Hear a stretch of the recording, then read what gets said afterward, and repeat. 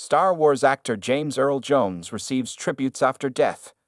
Tributes have poured in following the death of legendary Lion King and Star Wars actor James Earl Jones.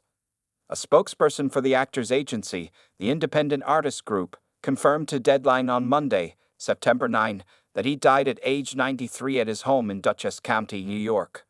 Mark Hamill, who played James Earl Jones' on-screen son in the Star Wars universe, wrote on Twitter/X, #RipDad.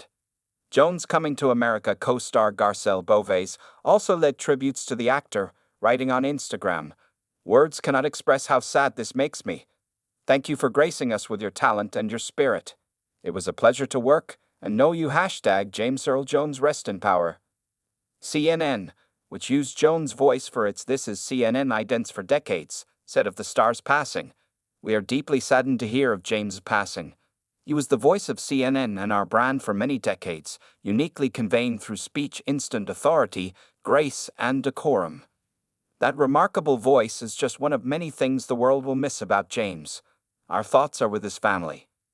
Jones was one of the U.S.'s most distinguished and acclaimed actors on both stage and screen, having been a prestigious EGOT recipient.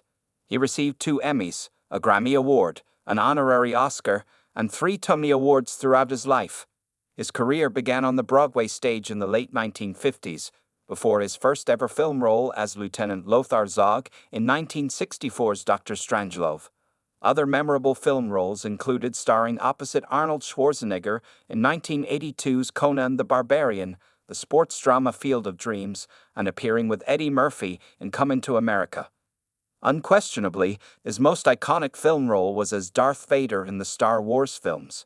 He provided the low, booming voice of the Sith Lord, while actor David Prowse physically performed the role on set in the original trilogy.